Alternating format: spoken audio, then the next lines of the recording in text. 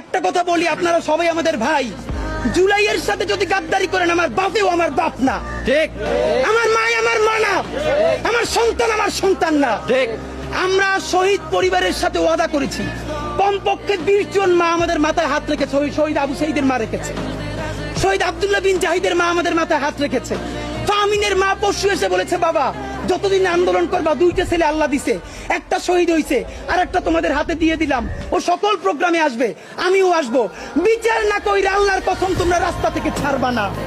আমরা ওয়াদা করেছি, আমরা এই বিচার না দেখা হয়তো আমাদের লাশ যাবে আমাদের বাবা মায়ের কাছে, অথবা বাংলাদেশে গণহত্যার বিচার হবে, এর আগে আমরা ছাড়বো না। আমাদের এনসিপির ভাইদেরকে জিজ্ঞেস করি, জুলাই জনতাকে নিয়ে তোমরা একটা দল করতে পারো নাই কেন? জবাব দাও। কেন আজকে 2-3টা দল হইতেছে?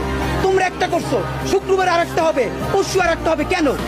তোমরা কেন একা একা মাস্টার মাইন্ড হইতে গেলে আমারে বলো। ঠিক। তোমরা কেন বললো না এই আন্দোলনের মাস্টার মাইন্ড 18 কোটি জনগণ? ঠিক। তোমরা কেন বলো না এই আন্দোলনের মাস্টার মাইন্ড সেই শহীদ আনাস, ওয়াসিম, মুগ্ধ, সকলে মাস্টার মাইন্ড, আমরা সবাই জুলাইয়ের খাদেম।